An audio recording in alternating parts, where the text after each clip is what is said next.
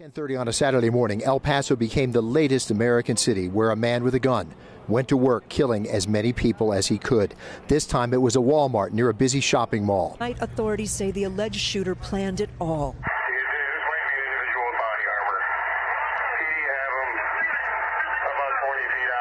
It started around 2:30 Saturday afternoon in the parking lot of this Tops Friendly Market store in a predominantly black neighborhood in Buffalo. Prosecutors in the United States have charged a man with 29 offenses, including hate crimes and murder, in connection with a mass shooting at a synagogue in Pittsburgh. 11 people died after a gunman opened fire during morning service. On the shooting attacks on two mosques in the New Zealand city of Christchurch, 49 people are known to have died. You will not replace us! A year ago in the university town of Charlottesville in Virginia, America confronted a frightening reality. You will not replace us! That the white supremacist movement is alive and well here. The white genocide theory is one of the more popular among alt-right circles within the USA, and it is more important now for us to understand the white genocide theory than at any other time in our nation's history. And we need to talk about why exactly this particular belief is so harmful and so detrimental to American society. This theory is unique from most others in the sense that it can't necessarily be made light of. Unlike the moon landing, the white genocide theory is one that promotes genuine violence against other people, other races, and it is responsible directly for some of the most atrocious acts ever carried out by a person within not only the USA, but Western countries all throughout the globe, such as the United Kingdom, or New Zealand, or Australia. And it is more than a simple theory which can be made light of. It is a motive, it is a line of thought, a rhetoric, which is responsible directly for unspeakable atrocities. But before we begin to talk about why exactly the white genocide theory is so harmful to American society, we must first exactly understand where the white genocide theory stems from. And so, like all racist beliefs, the very first trace of white genocide theory can be found at the invention of race itself in the 18th century as a concept by the German scientist Johann Blumenbach. Johann Blumenbach divided the world's people into 5 different races, coining not only the term race itself, but also Caucasian. Now, the thing that was unique about Johann's approach was that he didn't necessarily do this by any biological means aside from looking at the skin tone of one person. Rather, he did this simply off of something of a hunch which would place the white people, the Caucasians, above the races of the Malaysians, the Indians, or the Americans, which had just been discovered no more than a couple of centuries earlier. And as a result, since the invention of race, it has been used to justify hate and crime against one another with such an ease that has never been possible in our world's history. And it is this particular development which planted the fertile ground from which white genocide theory could sprout from. Now, given these pretenses of white superiority amongst people of other races, arose a new type of science called eugenics.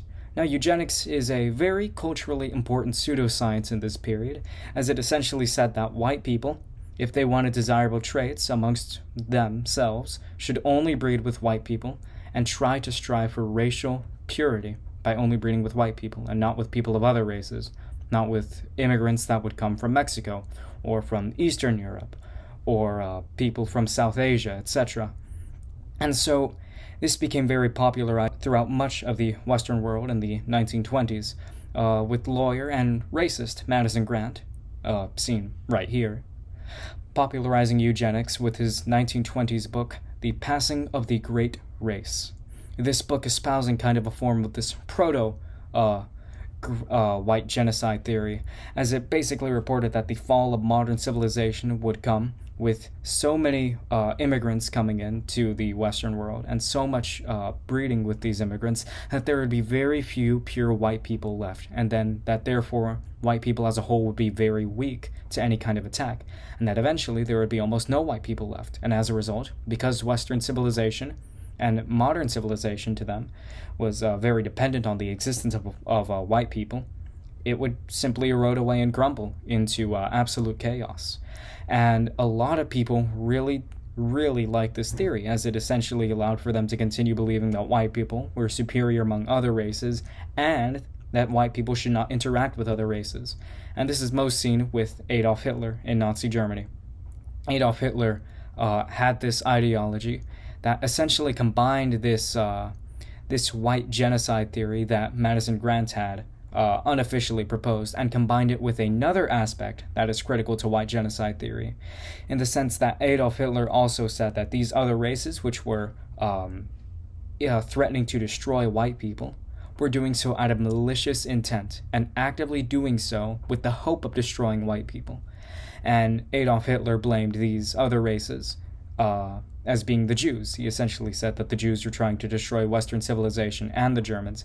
And then, of course, he also combined this with theories of white purity, or specifically Aryan purity, which he believed that the Germans were descended from, and believed that were the most pure people on earth that were destined to conquer the world. And so, as you can see, we already have one of the very first examples of people using this type of terrible ideology to justify massive hate and massive atrocities against other people, as evidenced by all of the death camps that Adolf Hitler had throughout Europe during his conquest, or at least attempted conquest. And even though Adolf Hitler eventually died in 1945, along with the Third Reich itself, with the Allied victory, this ideology that not only were races threatening to destroy white people, but that they were doing so maliciously and actively with intent to destroy civilization, it continued to live on and proliferate. The creation of the theory was finally completed with the coining of the phrase in the mid-1990s by David Lane, who used it to describe what he saw as the systematic destruction of the white race by commingling with other races, and the rapid immigration of these other races into white societies. And so these people believe that not only are immigrants out to get them, but also that it's part of a greater Jewish conspiracy theory to not only kill the white race, but also Western civilization as a whole. It's hilarious. You still with me? But the thing is, it's not funny. Everywhere you search, you will find people that genuinely believe this nonsense and want to espouse it to as many people as they possibly can. Recently, with the influxes of Mexican immigrants and Muslim immigrants to the United States and Europe respectively, you can see a lot of people, a lot of conservative people, coming to accept this insane theory as something of a truth. Commentators like Lawrence Southern, Paul Joseph Watson, Alex Jones, amongst many, many others, will give these terrible ideologies a platform from which they can be spread to the impressionable youth so that they can get paid. And that is the crux of the problem, the target audience. The people who are most likely to fall for these awful conspiracy theories are people who are in an emotionally weak state. People who are in a low point of their lives. Someone who just experienced a loss finds it so much easier to simply blame something else for their misfortune, rather than trying to dig deeper to find the true cause. You didn't get fired from your job because of shifts in the industry. A Mexican took it. No, it's not the government's fault, along with geopolitics, that gas prices have gone up. It's the Jewish elite. And so they just get sucked into this hate, and it slowly spirals out of control. What starts off as a maybe plausible theory to some people will turn into outright fanaticism for the belief that people are out to get them. And you see this every time on conservative hotspots like Gab. There are people on that website who will proudly state that they are neo-Nazis. These aren't just teenagers. These are people with families, people that have children, growing up in that kind of climate. And every single time you just dig a little bit deeper into their post history, you can always see one mention of a great replacement or a great genocide that's targeting the white society. And almost always, of course, naturally, you see some mention of a Jew corroborator trying to ringlead the whole thing. And these places, they're like positive feedback loops. Once you're in, you just can't get out. You have so many people around you who agree with you, you just start to think that you're right every single time. And this goes on and on and on, and your hatred intensifies more and more. And eventually, in some cases, people feel obligated that it's time to take action for what they believe in. And that's the real tragedy in all of this. These people who spew out nonsense for clicks and advertisement revenue, they're inadvertently responsible for all of these mass shootings. The 2019 El Paso shooting, the Christchurch shooting, the Pittsburgh synagogue shooting, claimed so many lives, and they all had in common this one theory, that these people were dangerous to the white race and that they had to be killed, systematically. You see it on their manifestos, you see it on their rifles, you see it on their live streams. And it is just awful knowing all of these lives were claimed for a lie that means nothing. A lie that is grounded in zero science, zero reality, and spread for money and ratings. And all of this for what? There is almost no proof that supports the white genocide theory's validity. Though there are some commonly cited studies that can imply the validity of the theory, doing the bare minimum amount of graphical research will yield that it has been, in one form or another, manipulated to generate headlines or to generate outrage. One popular statistic is that the rate of foreign-born citizens in countries like the United Kingdom have been increasing by a magnitude of 5% for every 2 decades, with the percentage of foreign-born citizens going from 7% to around 13% by 2015, as opposed to the 7% in 1993. Doing a minimal amount of research, this is one of the most commonly cited statistics, mind you, that supports this rhetoric, will yield that this is taken out of context, as a majority of the foreign-born citizens are still born within the EU, which is Western Europe, around 66% to be exact. Let's look at another one. White Britons will be in minority by the year 2066 in the United Kingdom, according to current data trends. That one is cited by myexpressco.uk. This is another one of the most commonly cited sources. This statistic, doing the bare minimum amount of research, was not only compiled by an individual who was a member of the Eugenics Society, David Coleman, but was also counting Irish people as not being of the UK, which naturally is true, but it is misleading in the sense that it says that white Britons will be a minority. There will still be white people in majority by that time, and moreover, taking a look at how they use the term minority is also a bit misleading. Sure, they will be no longer 50% of the people within the UK. However, they will still be the largest ethnic group by a long shot. These immigrants come from all corners of the world. It is almost entirely impossible for any one immigrant group to outnumber the native group of that country. And there is one more statistic. Overall, the USA is experiencing a rise in immigration as opposed to years prior. That one was cited by the Migration Observatory. This one is, without a doubt, true. The United States is experiencing a higher volume of immigration than they have ever before. Is that so bad? Let's take a look at some of the evidence. The Positive Impact of Immigration by Forward.us has stated that immigration to the United States of America provides, on average, over $2 trillion of value to the GDP every single year, as reported in 2016.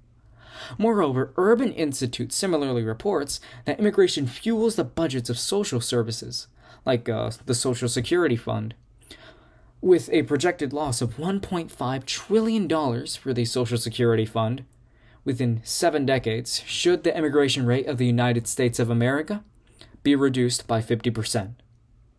As you can see, immigrants are without a doubt absolutely beneficial to a country. And so this replacement theory is rooted not only in false statistics, or at the very least, misleading statistics compiled by individuals whom you may want to call into question, but also has proven legitimate benefits for a country. The white genocide theory is just spewing hot air. It is totally debunked by this. It has no grounding in anything. Eugenics is a pseudoscience, as are races. Races are nothing more than a political construct. I mean that with 100% certainty. Arab people were classified as white until recent events in the past couple of decades. Or whereas Irish people, who were one of the most persecuted immigrant groups in American history, only became recognized as being white by the turn of the 20th century. And so you see that this concept, which all of this is based upon, is so dynamic and so fluid. And moreover, it is so bizarre to think that all these immigrants are coming over and forcing their culture and altering American culture or altering European culture, when more often than not, they go out of their way to assimilate to American culture, to speak English, to speak French, to speak German. And so stating that they are actively destroying the cultural values of these places is absolutely absurd, and is just founded in racist nonsense that is just spouted out by people who either don't know what they're talking about or have more malicious intents in making money from the shock value of the content that they're creating, or in just simply deceiving people and having long-term people come back to them over and over again for a dose of hate. There is no backing to the white genocide theory. It deserves absolutely no time of day whatsoever. And yet so many people have died in the name of it. The white genocide theory is what I believe to be a uniquely evil conspiracy theory. You take a look at the moon landing, JFK, even 9/11. Those theories aren't done necessarily with malicious intent. They're just meant to make you think. Meant to make you think about, maybe there is a deep state to this. Maybe there's something going on behind the scenes that we don't know. The white replacement / the white genocide theory goes above that. It tells you exactly who caused the problems, and it heavily implies how to take care of it. That is why I believe that the white genocide theory is the most irredeemably evil and reprehensible conspiracy theory to ever exist. Thank you.